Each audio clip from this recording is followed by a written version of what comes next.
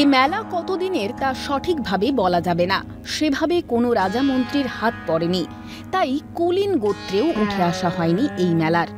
রাজবংশী ভূমিপুত্রদের অন্তরের টানে যুগ যুগ ধরে পালিত হয়ে আসছে এই মেলা। গ্রামের নাম কাঠুলিয়া। চড়ক উৎসব সাধারণত পালিত হয় চৈত্র সংক্রান্তিতে, আর এই গ্রামে চড়ক মেলার আয়োজন করা হয় বৈশাখ মাসে। এক মাস ধরে কঠিন নিয়ম নিষ্ঠা পালন করে পুজো হয়। বর্তমানে পুজোর আয়োজন করছে গ্রামের পুরনো ক্লাব বিপ্লবী সংঘ। হ্যাঁ, আমরা এটা প্রতি বছরই আয়োজন করে থাকি।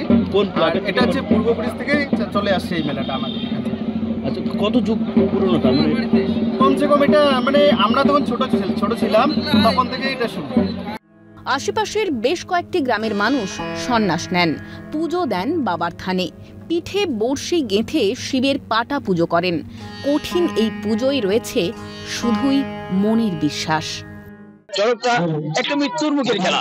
এই খেলাটা ভয়ানক দুর্যোগ খেলা, তাই আমরা বিশ্বাস করি এবং মহাদেবকে বিশ্বাস করতে এলে এই খেলাটা আমরা সেটা একমাত্র বিশ্বাসের উপর দিয়ে, ভক্তির মাধ্যম দিয়ে।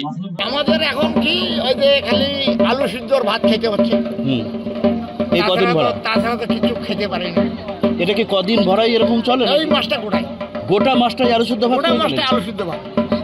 আচ্ছা, এবং আপনার সাথে কি আর কেউ রয়েছে নাকি? আছে, আমাদের দেউসি আছে। আচ্ছা, তাদেরকেও কি এইভাবে নিয়ে নিয়ম পালন করতে হয়? সব এক জায়গায় একরকমই নিয়ম, একই রকম নিয়ম। হ্যাঁ। গ্রামের পুজো, নিয়ন আলোর ঝলকানি নেই আধুনিক কোনো সরঞ্জামের বিকিকিনি। তবুও এক মাস ধরে হাজার হাজার মানুষ আসেন এই মেলায়। এক মাস ধরে কাঠুলিয়ায় বেঁচে থাকে বাংলার প্রাচীন সংস্কৃতি। ঝিলাম দেবের রিপোর্ট, ক্যালকাটা টেলিভিশন নেটওয়ার্ক।